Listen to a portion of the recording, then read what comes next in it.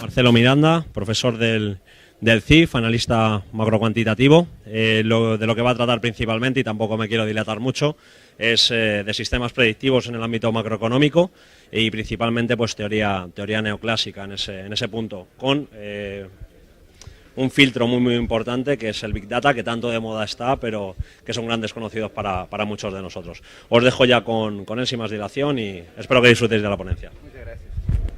Muy buenas tardes a todos ustedes. Bienvenidos a esta exposición sobre modelos predictivos macroeconómicos y las aplicaciones de Big Data hoy en día.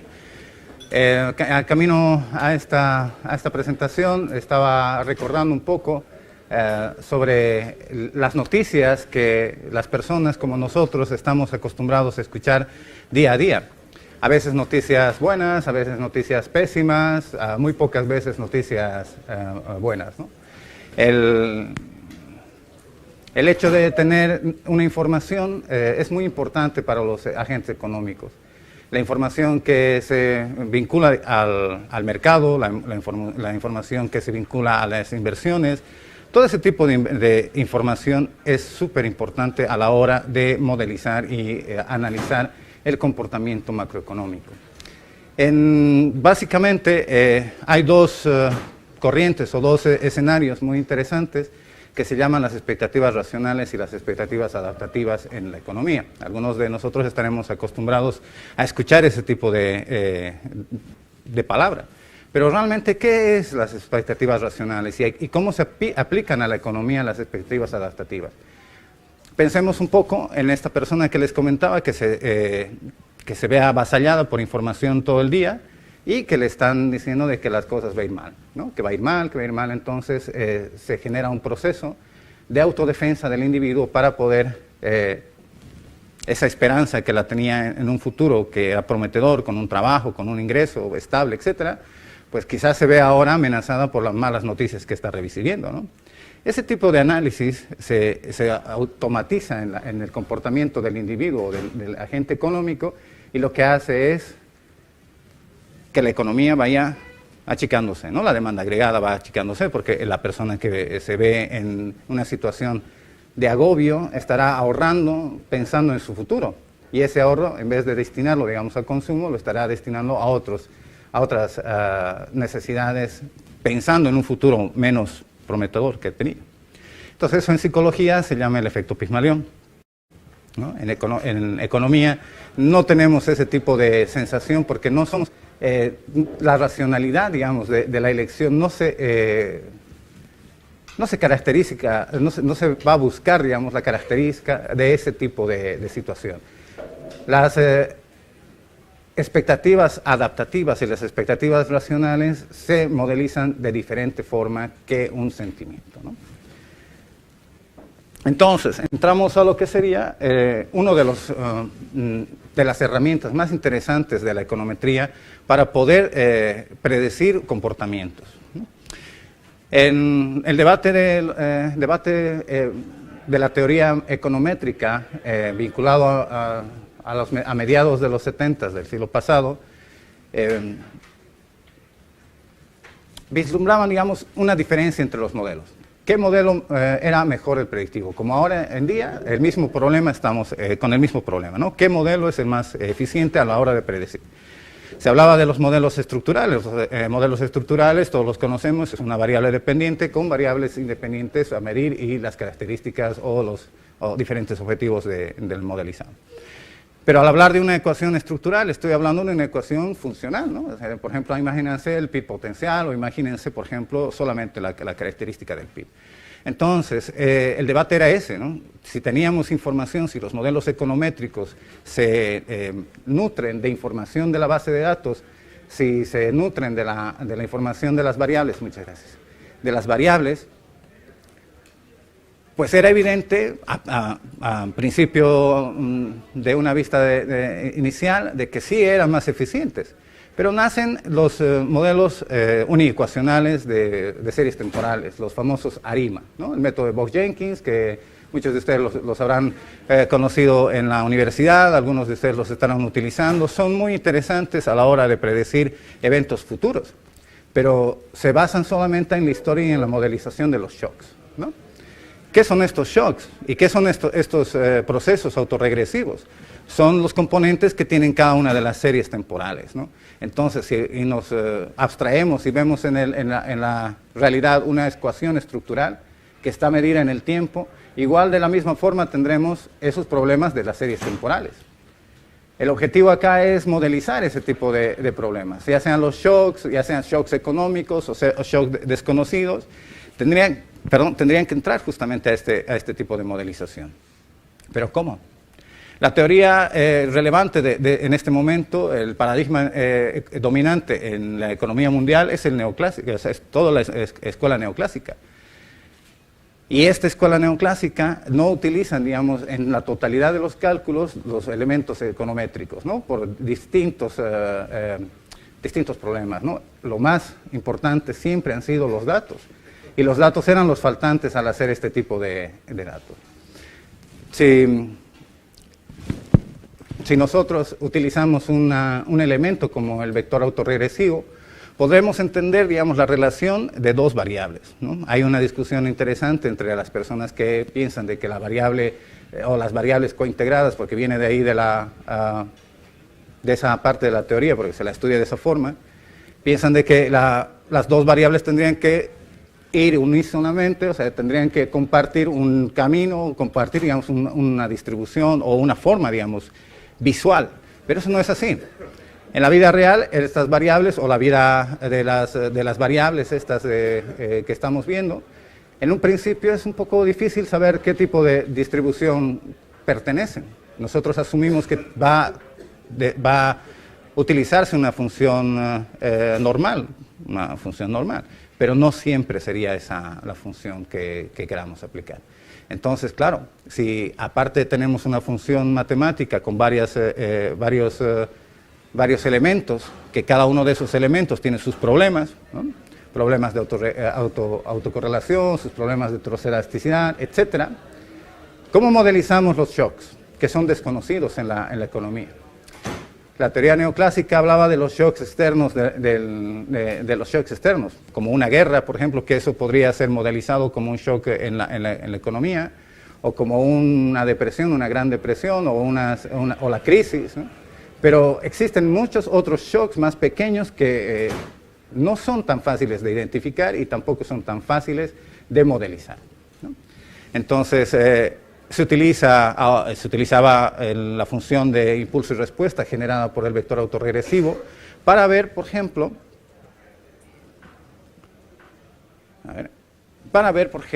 ese tipo de efectos entre dos variables. En este caso estamos viendo el consumo y el PIB. Entonces, estas dos variables, en este momento, si ustedes se fijan, en la parte, no sé si dice esto acá, a ver. No. Ajá. Si ven esta parte del punto 3, que no me deja esta presentación, en el punto 3, todos estos vértices, estos codos, estos picos que van saliendo de las funciones de impulso y respuesta serían justamente lo que nosotros identificaríamos como la esencia del efecto entre una y otra. Y gracias a estos elementos podríamos distinguir si hay o no hay un movimiento parsimonioso o no parsimonioso, volátil o no afecta realmente una política aplicada, por ejemplo, al consumo. De eso se trata en los vectores autorregresivos y en lo que se denomina los modelos ARIMA.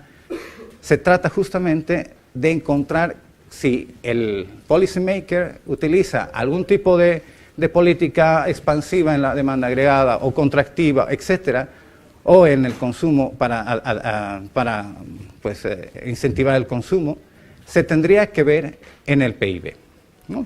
Vemos en estos gráficos, por ejemplo, analizados con un modelo malo, lo voy a decir que esta ecuación está hecha, no es una ecuación, estos resultados no son los mejores, porque lo hice aposta para demostrar de que no siempre todas las modelizaciones que uno hace son correctas, ¿no? solo un dato que te equivoques o un shock que te equivoques al tratar de incluir un rezago, porque uno de los problemas de los vectores autorregresivos justamente va a ser elegir los rezagos pertinentes para el cálculo de los impulsos y respuesta. Entonces, al momento de elegir los impulsos o elegir el shock que quieres modelizar, puedes equivocarte gravemente en la interpretación, ¿no? Obviamente es un cambio enorme del anterior, que y, ojo, todos estos modelos pasan siempre una revisión, no puedes utilizar un modelo sin hacer unos test de hipótesis, ¿no? Entonces, aunque este modelo que están viendo tiene los test de hipótesis que cumplen los supuestos básicos de los modelos de vectores autorregresivos, está mal. Está mal porque está sesgado en los datos. Es mínimo el error, digamos, en la base de datos para este modelo, pero genera justamente un escenario totalmente distinto al que queríamos, ¿no? Entonces, la particularidad, digamos, de la defensa en contra de estos modelos era justamente ese, sigue siendo esa, ¿no? Son muy volátiles, son muy sensibles a un cambio. Si tú calculas en vez de 10 rezagos o de los básicos para un poco estructurar la idea económica, pero claro, el IS y el M no es el equilibrio de mercado, el equilibrio de mercado como tal, o sea, no es lo que queremos. Nosotros tenemos que utilizar lo que decía en un principio, lo que es las expectativas racionales y adaptativas, ¿no? Las expectativas racionales, ya les digo, no existen, porque tendríamos que tener lo que los neoclásicos mencionan, ¿no? Información completa del escenario, etcétera. O sea, todo lo que no tenemos, incluso datos, ¿no? O sea, no tendríamos datos. Por lo cual, esa expectativa racional donde la persona no es que está pensando racionadamente en qué va a hacer, sino que el pensamiento no es racional en ese sentido, sino es en la acción vinculada a la información que uno tiene y dispone. Es la diferencia en economía con la psicología en expectativas, ¿ya? Pero ¿qué es lo que podemos sí usar en la economía? Las expectativas adaptativas, que muchos de nosotros seguramente en la clase de econometría las hemos pasado de largo, rápidamente, porque era una cosa un poco rápida, que son pues, los modelos de series temporales, ¿no? Los modelos de series temporales que a muchas personas no les gustan, las series temporales pues resuelven muchas de estas situaciones, ¿no? Entonces, dependiendo, digamos, el objetivo que nosotros estemos viendo, tendremos que aplicar algo conocido para modelizar. Porque en este caso está saliendo mucho la curva de Phillips, ¿no? Alguno de ustedes recordará la discusión teórica de la curva de Phillips. La curva de Phillips salió como un elemento que vinculaba dos estrategias para pues, ver si muevo una, cómo se queda el desempleo, si muevo la otra, cómo se queda la inflación, ¿no? O sea, es interesante, pero jamás nadie pudo demostrar de que existía para Estados Unidos, para ningún lado. Estas son curvas de Phillips, yo digo entre comillas, porque al final son simuladas, como la teoría nos habla de la funcionalidad de la curva de Phillips, no es así como muestra la realidad. La realidad nos muestra este tipo de curvas, ¿no? Una para España, la otra para la OECD y la otra, por ejemplo, para Chile, ¿no? No sé si recuerdan que en el artículo de Phillips, por ejemplo, era como una función de producción, ¿sí? Con una creciente y con una curva decreciente, ¿sí? Esa forma era la curva de Phillips en su paper de los 30, pero nunca fue demostrada, ¿no? Entonces, como pueden ver, aquí lo único que se ha hecho, se ha incluido la expectativa como un rezago. Esa es la forma, digamos, de utilizar las expectativas adaptativas en nuestro beneficio. Pero claro, yo no puedo poner rezagos a por mayor, ¿no? O sea, no puedo poner rezago porque me da la gana o porque creo que me va a beneficiar en la modelización. Los rezagos también tienen que ver con la información que tenemos de la teoría.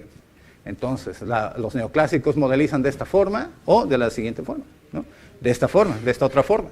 Una de las dos ecuaciones hay que utilizarlas. Y la información que se debe recabar existe en el INE, existe en otros lados. O sea que se podría calcular, pero saldría algo parecido a esto.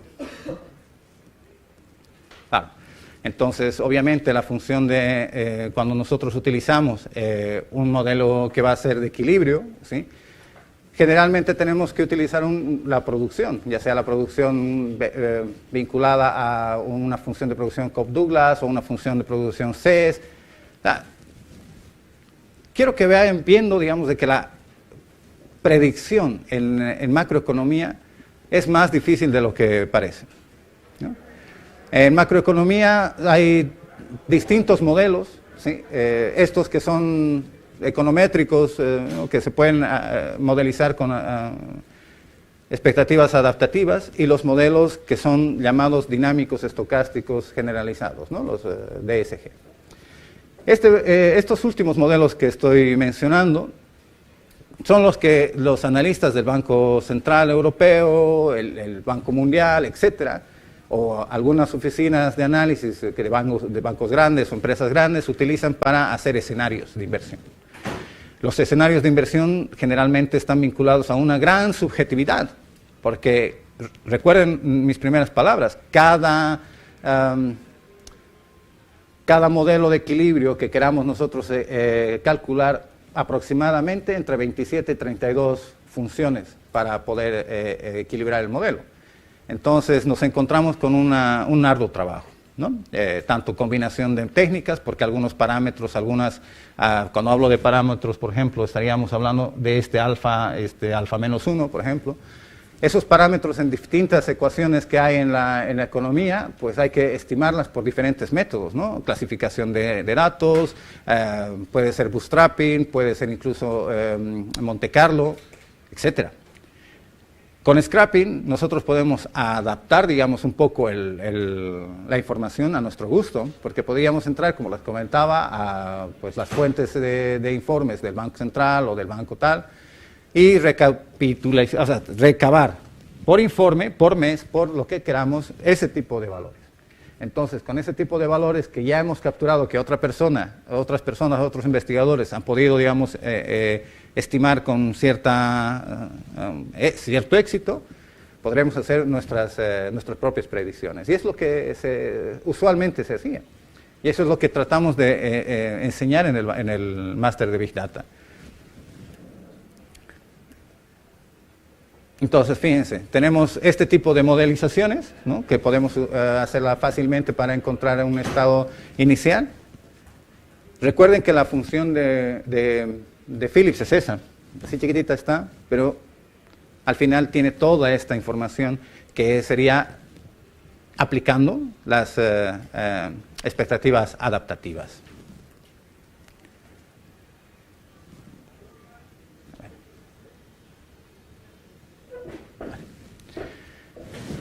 Diferentes escenarios, diferentes gráficas, diferentes movimientos de la economía solamente pueden ser determinados a posteriori, no antes. Pero entonces, ¿cómo nosotros podemos adelantarnos a esa situación? Haciendo escenarios. Y los escenarios son modelos para comparar, pero ahí es otro debate, ¿no? ¿Cómo comparamos nuestros modelos? ¿Qué herramientas tenemos para comparar nuestros resultados? En la escuela, y esa es una experiencia muy interesante, que nadie de mis alumnos hasta ahora se acuerda de la fórmula o podría decirles el salvavidas para un investigador. Cuando calculamos, por ejemplo, un mínimo cuadrado ordinario, o cuando calculamos cualquier modelo econométrico, hay un valor que en estadística inferencial nos han enseñado y lo pasamos por lejos, que se llama el error cuadrático medio. El error cuadrático medio es, creo yo, uno de los valores más interesantes para comparar modelos. Obviamente están los criterios de Akaike, está BIC, está etcétera, ¿no? No digo el R cuadrado, porque el R cuadrado no es jamás, por favor, fíjense en el R cuadrado ni el ajustado. Fíjense en un criterio de selección más interesante. Pero hay uno que me gusta mucho, que es el Diebold-Mariano. No sé si alguno de ustedes ha tenido la oportunidad de usarlo. Es un test muy simple porque calcula la diferencia en medias de dos cosas, pero utiliza justamente el error cuadrático medio, ¿no?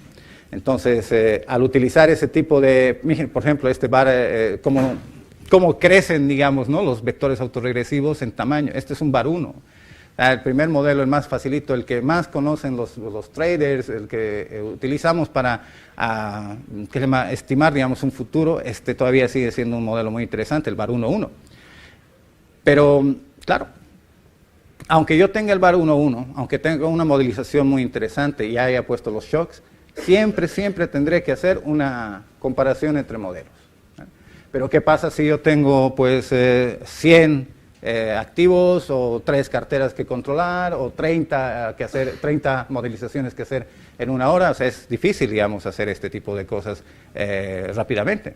Ahí entra mucho la capacidad de programación del analista.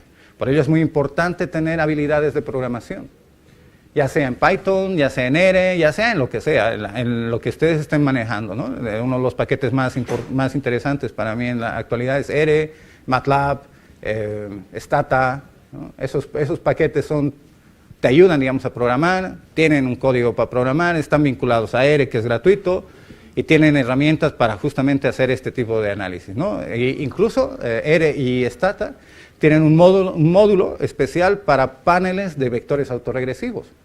O sea, ya han combinado algo más difícil, ¿no? Los datos de panel más vectores autorregresivos, ¿no? Entonces, obviamente, la tecnología ha avanzado enormemente.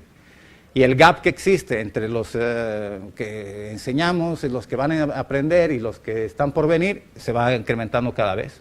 Entonces, hay que cerrar ese gap utilizando ya aplicaciones en la universidad.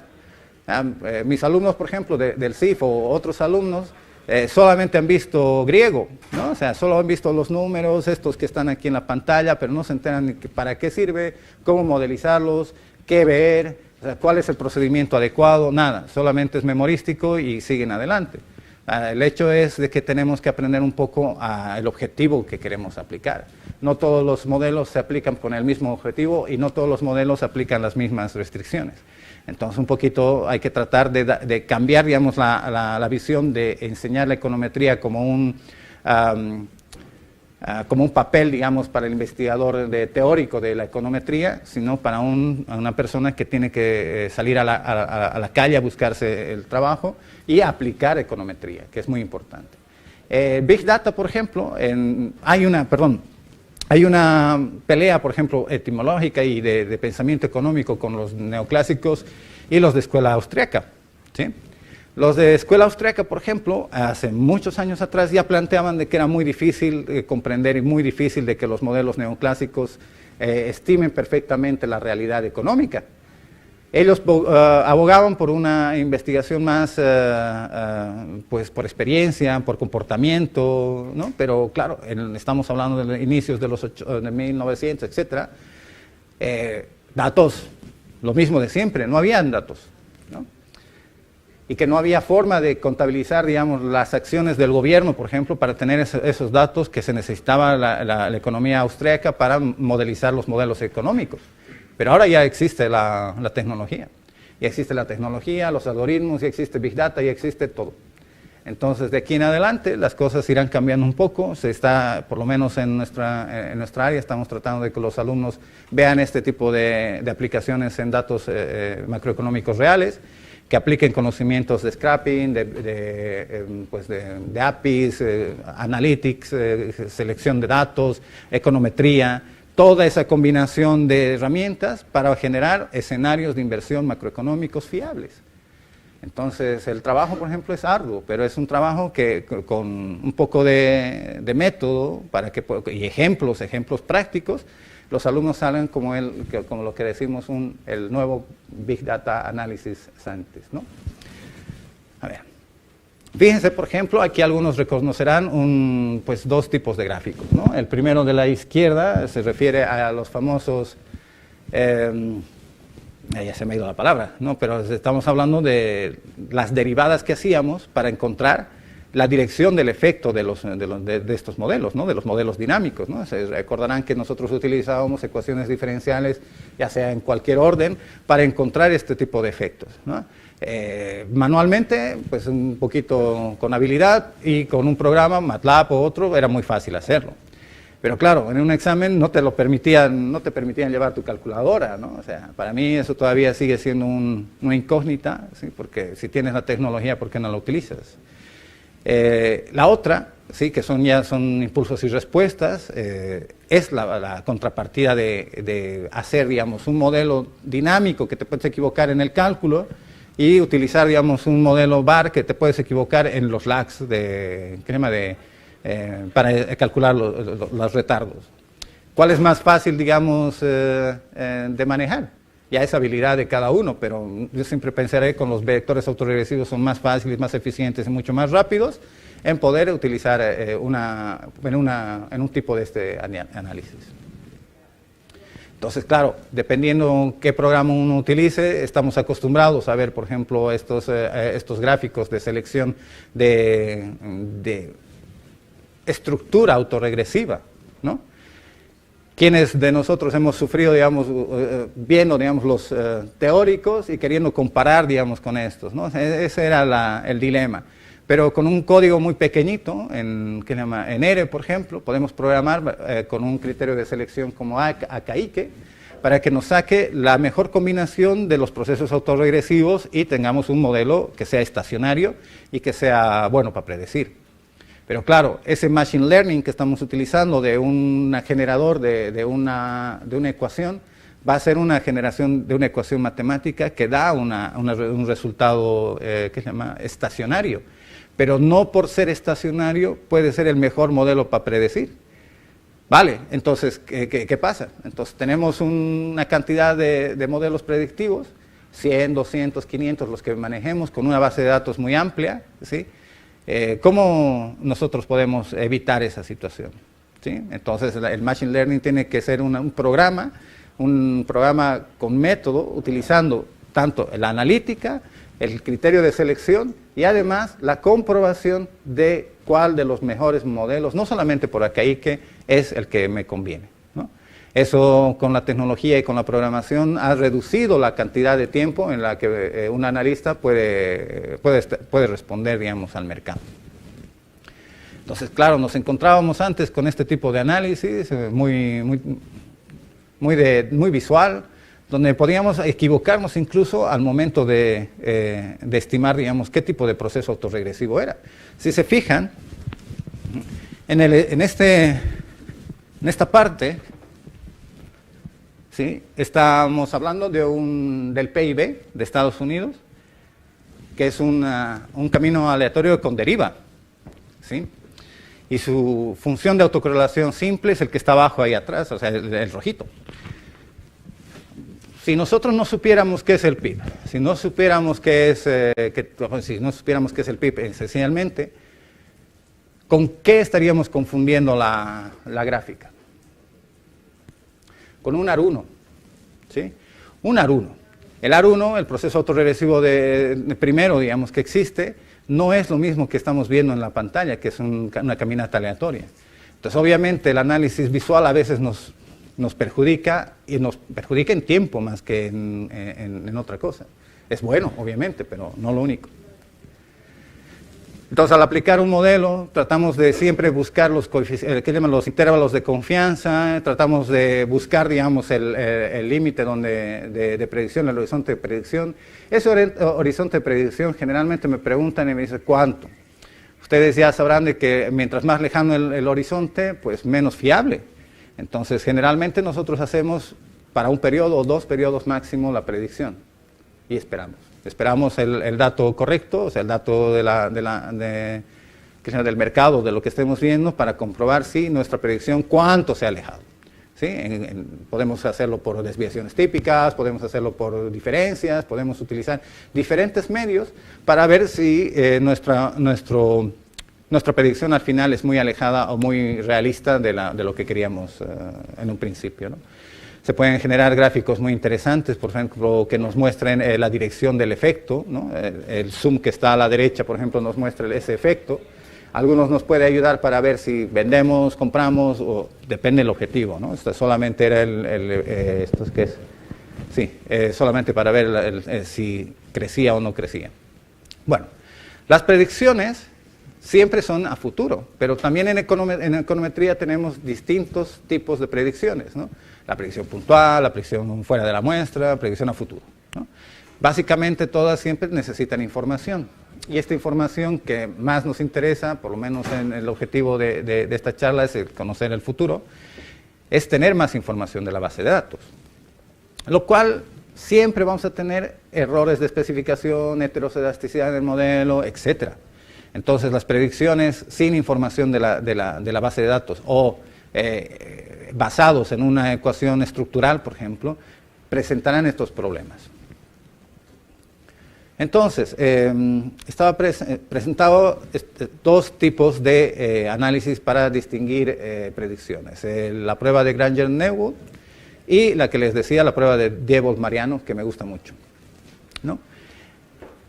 Ustedes la pueden buscar en internet, y tiene muchos años, que si no estoy mal es igual de los 80 más o menos, esta teoría, y al final es muy aplicable, o sea, es muy fácil aplicarla. Es lo que les comentaba, ¿no? Estos son los equilibrios, ¿no? Esta es lo que nos enseñan como el equilibrio de mercado, una abstracción más realista de lo que sería el comportamiento tanto de la parte monetaria como la parte real, el ISLM, tan sencillo como eso, pero a que no les han enseñado a calcularlo. Claro. No, nosotros leemos el Dorbush, leemos el Blanchard, leemos cualquiera de los libros de macroeconomía, incluso el de David Romer, el de economía aplicada, el de macroeconomía avanzada, y tampoco te enseña a calcular, ni tampoco te enseña a encontrar estos parámetros faltantes, ¿no? A calibrar, como se denomina. Entonces, toda esa información se basa en una matriz de contabilidad social, se llama. Bueno, dependerá del país donde lo veamos, pero se denomina de esa forma, donde estarían todas las variables macroeconómicas precisas para poder utilizarlas en un análisis macroeconómico. Pero no necesariamente, ¿sí? Están todas las variables en esa matriz. Entonces, lo que hay que hacer es construirse esas matrices o construirse esa base de datos. Vale. Pues si tienen preguntas, me gustaría contestar a las que deseen.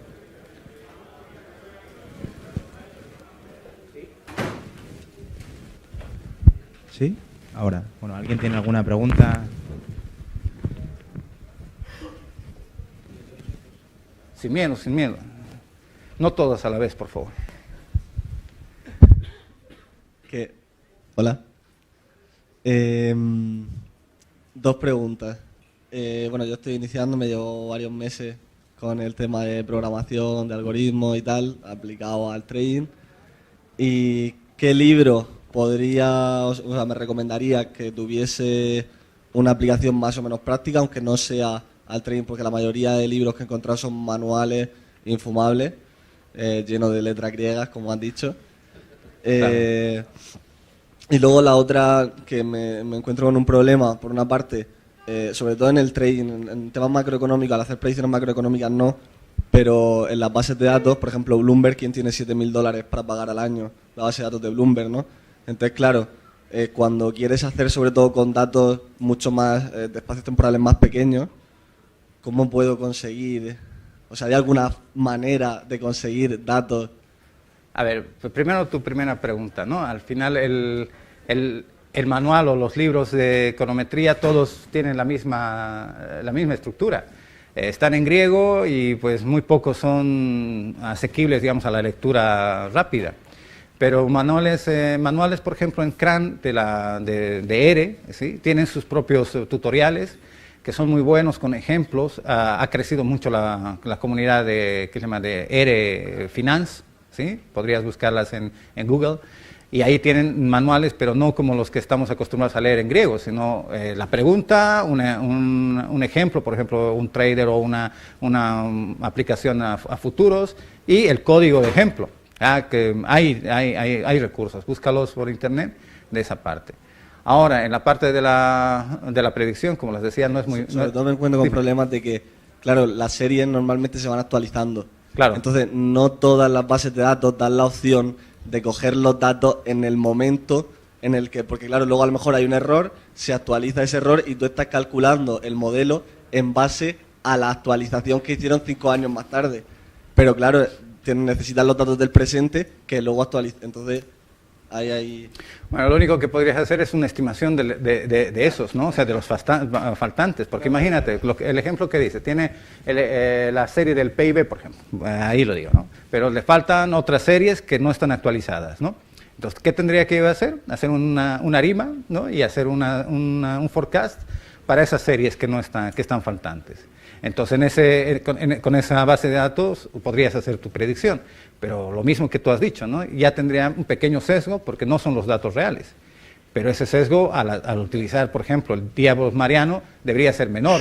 Entonces te encontrarás no con un modelo, porque generalmente lo que estamos acostumbrados es pues hacer un modelo, 2, ¿no? Y ya nos cansamos y ahí ya lo dejamos, ¿no? No, hay que hacer varios y pasar un poco el trabajo de ver su acaique, ver el día bolmariano si es que no falla o funciona muy bien. Entonces mi consejo es ese, utilices una ARIMA, ya sea cualquier estructura, y después hagas el modelo completo. Gracias. ¿Otro? Sí, aquí adelante, por favor.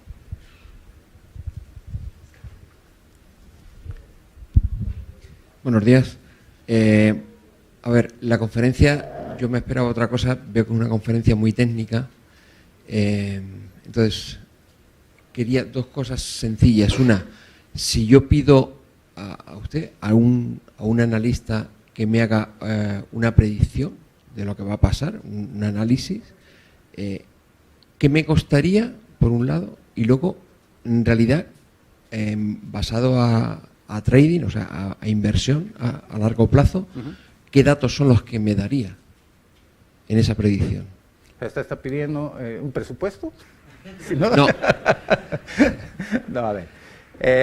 Dependerá de la oficina que usted vaya, digamos, ¿no? Ya sea la mía o la de alguno de ustedes o lo que sea, dependerá eso y el precio. Pero lo que debería pedir más que un precio justo, ¿sí?, es las herramientas para que usted entienda qué modelo o qué previsión es la mejor. Entonces podría pedir información a su trader o a su oficina, qué tipo de modelización está utilizando, o si está escogiendo, digamos, con algún tipo de herramientas como las que he dicho, ¿no? De bolmariano o alguna cosa. Sí, pero la cuestión está, esos modelos, en realidad, ¿qué datos te dan? O sea, depende, por ejemplo, si estamos aplicando para una serie, que sería, por ejemplo, una acción, por ejemplo, la de Bankia o la de BBVA o la que sea, te daría el siguiente valor, ya sea de cierre, de apertura o el que queramos realmente averiguar. Entonces, si termina en 3, pues hacemos una ARIMA o hacemos alguna modelización y nos dará un resultado previsto para el siguiente periodo, que puede ser 3,5, 4 y eso ya lo que salga, ¿no? Y ese es el valor que le van a dar, ¿no? Se puede hacer como un informe, depende de la oficina, como le digo, se puede hacer un informe de previsión con gráficos, ¿no?, con este tipo de situaciones, ¿no? Se pueden incluir varias cosas en los análisis, ¿no? Le pueden mostrar este tipo de direcciones, dónde está yendo la acción. Se puede mostrar, por ejemplo, lo que le decía, este tipo de analítica para ver si las bandas de confianza son muy altas o muy bajas. Mientras estas bandas de confianza sean más pequeñitas, pues mucho mejor. Perdón, no sé. Esto será aquí.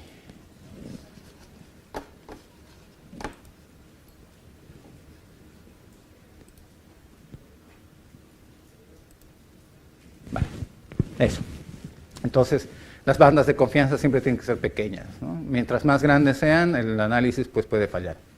Entonces puede pedir eso, ¿no? Puede pedir información verbal sobre lo que le están diciendo. Y... Gracias. Sí, aquí, hasta luego.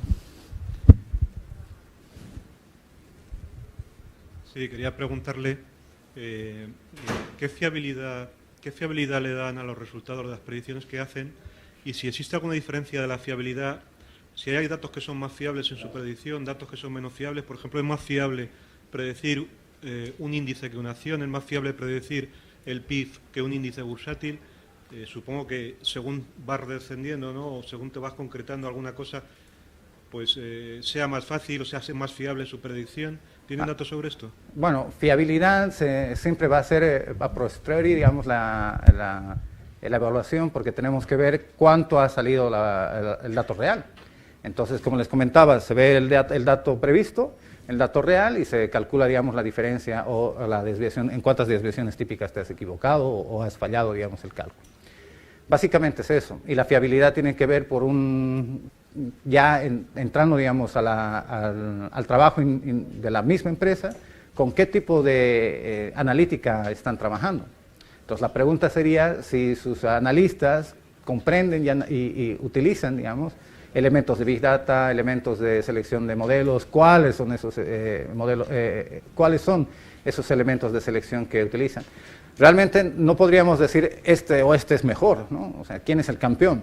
Eso es un poco difícil de decirlo en las pruebas, pero sí, digamos, por experiencia, el que yo les he comentado, de Diego Mariano o el anterior, el de Goldberg, también funciona muy bien. Entonces, uno de los dos podría ser la petición, digamos, de ustedes para que les den en el informe con ese tipo de información. Ahora, fiabilidad, la fiabilidad siempre va a estar, va a depender primero de los datos, cómo se han obtenido los datos. Segundo, va a estar aparte de cómo se ha modelizado el modelo. Por eso cuando nosotros hacíamos el ARIMA en la universidad, estaban empeñados en que aprendamos cómo se está distribuyendo, si una diferencia o un rezago minimiza, digamos, el efecto, o un logaritmo, ¿no? Ese era, digamos, el objetivo de nuestro trabajo. Porque, claro, cada diferencia, cada logaritmo que se hace o cada transformación en la variable, pues primero que causa un efecto distinto y luego se lee distinto a la hora de predecir. Entonces, obviamente, no es muy fácil, digamos, concretar cuál sería más fiable, sino cómo llegar a obtener algo fiable, sí, utilizando estos que les digo. No sé si le he respondido. Bueno.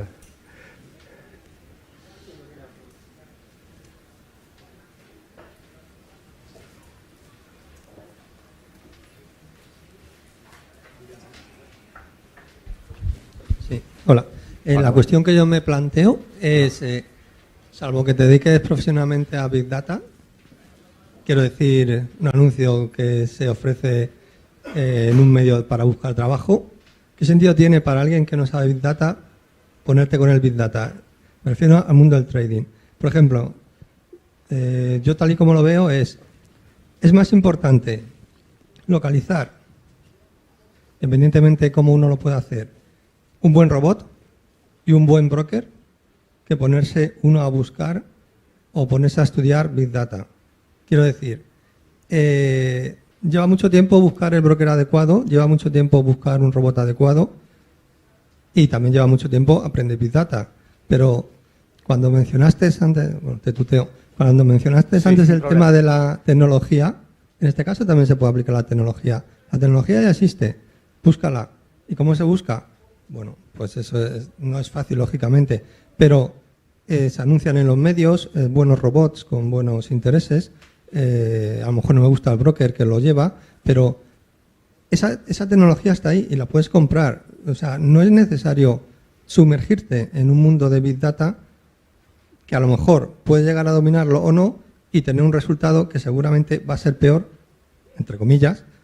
Tiene grandes posibilidades de que sea peor el resultado de lo que tú vas a obtener que alguien que ya lo tiene. Lo único que tienes que hacer es buscarlo, encontrarlo y comprarlo si te conviene. Y siempre me estoy refiriendo al mundo del trading, que bueno, que muchas veces pues básicamente pues por eso estamos aquí. Entonces, yo entiendo, está muy bien, pues estudiar, no sé, una serie de meses el Big Data si te vas a dedicar laboralmente a ese mundo. Pero, por ejemplo, si no nos dedicamos a ese mundo, yo por ejemplo, este mundo del trading, yo puedo saber más o menos, pero me resulta más efectivo buscar un buen broker y un buen robot que ya esté funcionando, que también lleva su tiempo buscarlo. Entonces, bueno, es el planteamiento que yo me hago, que por eso estoy aquí. O sea, no sé si encaja exactamente con la conferencia, pero creo que es muy importante tenerlo en cuenta. Nada más. Gracias. Sí, es interesante, digamos, el momento de la decisión, cómo voy a contratar, digamos, los servicios de un broker, o cómo voy a ir a una oficina, qué voy a decir si no tengo idea del mercado, no tengo idea de las técnicas estadísticas, ¿no? Como lo ha dicho muy bien, hay robots, XTB también tiene sus propios recursos gratuitos incluso, o sea, el mercado está lleno, digamos, de elementos que nosotros podemos básicamente agarrar de ellos. Pero, claro, ni los alumnos del Big Data van a ser expertos en Big Data, ni van a ser expertos en econometría, ni van a ser expertos en economía, ni macro, ni nada. Son expertos que les llamamos como unos ninjas, ¿no? O sea, son ninjas, les estamos educando para que vayan a enfrentarse a los samuráis que ya están trabajando, ¿no? Entonces, ese nuestro alumno tiene que tener herramientas para poder pelear en el mismo sentido, ¿no? Pelear con el rival que sería el mercado. Entonces, Big Data, ¿verdad? Aprender toda la técnica de Big Data, no. Pero, por ejemplo, yo les digo que podrían aprender dos cosas importantísimas. Hacer un API, que es una llamada de información a un servidor o a una página, y hacer un scrapping. ¿Sí? Que son códigos muy sencillitos, que están en la web. También hay ejemplos que solamente tienes que adecuar, digamos, la página web, le das enter y te baja la base de datos. O sea, es interesante. Pero con ese tipo de herramientas, que no es toda la tecnología de Big Data, porque Big Data tiene tecnología de herramientas de servidores, cómo se ponen los nodos, etcétera, etcétera. No es todo. Entonces, algunas herramientas que nos pueden utilizar, sí. Yo le digo, scrapping, APIs y series temporales, así, súper interesante. Pero el hecho, digamos, de utilizar series temporales con un programa, por ejemplo, el Levius, que todos lo conocen, es muy interesante. Levius, por ejemplo, es caro, es de pago, pero dentro de Levius tiene herramientas para hacer análisis que se llama de Machine Learning en series temporales, algoritmos que calculan el ARIMA automáticamente. Además que están, por ejemplo, programas como el X11 o lo que estoy mencionando son para quitar el ruido estadístico, digamos, ¿no? a la serie. Pero sí, hay posibilidades de con 2 cosas o 3 cosas, tú puedas hacer trading con tecnología Big Data, obviamente. ¿Alguna cosa más? Sí, hay atrás. Hola, buenas. Quería preguntar, dentro de todo lo que son los ARIMAs hay varios modelos, el X12, el ESFARIMA, por ejemplo, aplicados a lo que son el trading y concretamente algoritmos que pudieran proyectarse, digamos, un periodo en el futuro, ¿no? En forward. ¿Cuáles son los modelos, técnicas o, no sé, fuentes que se pueden encontrar de ese tipo aplicados al trading y también un modelo así de ARIMA también que pudiera ser bueno para estimación de precios inmobiliarios? Bueno, cualquier valor, digamos, cualquier acción, cualquier serie temporal puede ser estimada a su futuro con bastante precisión, con bastante éxito, con un modelo ARIMA de cualquier tamaño, de cualquier construcción. En economía a los alumnos se les enseña a modelizar con un AR2 máximo, con 2 derivadas máximo y con más infinitos, ¿no? Eso, así más o menos está planificado el método Box-Jenkins. Pero eso no quita que uno pueda utilizar, digamos, AR infinito o MA infinito. Digo infinito, pero no, en realidad son finitos, ¿no? O sea, son números altos, digo. Entonces, una ARIMA simple. Y busca, digamos, un código, que los hay en Internet de ERE, por ejemplo, que son gratuitos, o de Views, ¿sí? Que también hay ejemplos en Internet gratuitos, para que puedas hacer ese análisis de futuros con varios modelos y automáticamente.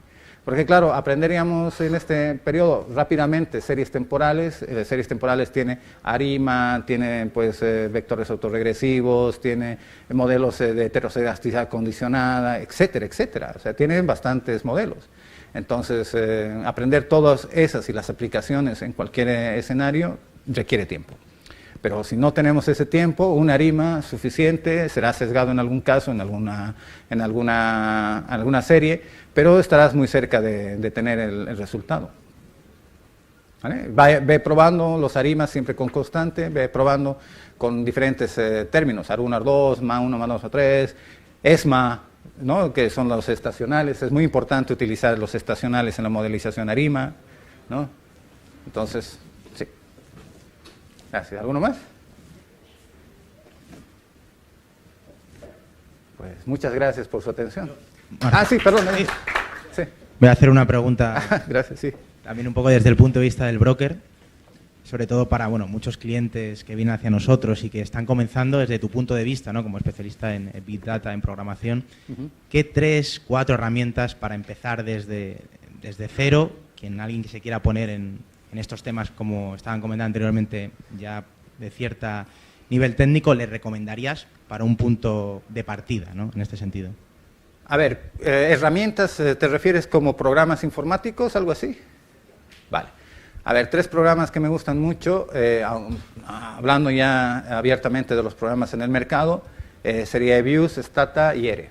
¿Sí? Esos 3 herramientas de análisis econométrico para mí son los mejores. Stata para modelos de selección, ¿no? Todo lo que sea analítica o lo que sea datos de panel es lo mejor que existe, datos de panel en Stata. Para series temporales, eViews o ERE. eViews pues es muy sencillo el manejo, iterativo, hay manuales muy precisos, no sé, no me acuerdo ahorita el nombre del autor, pero hay manuales con salidas pegadas y explicación salida, pegada de explicación, o sea, hay material. Esos 3 programas, esas 3 herramientas, y Gretel, por ejemplo, que es un programa español, ¿sí? Que es gratuito y es muy potente. Este gráfico está hecho en Gretel, ¿sí? Pues también sería otra herramienta. Si quisieras, por ejemplo, algo más técnico como alisados exponenciales o alisados, por ejemplo, de la parte estacional de la serie, podríamos utilizar los modelos o el programa, digamos, de Metra, no sé si han escuchado de Metra, que es del Banco de España, ¿no? Gratuito igual, ¿no? Hay herramientas.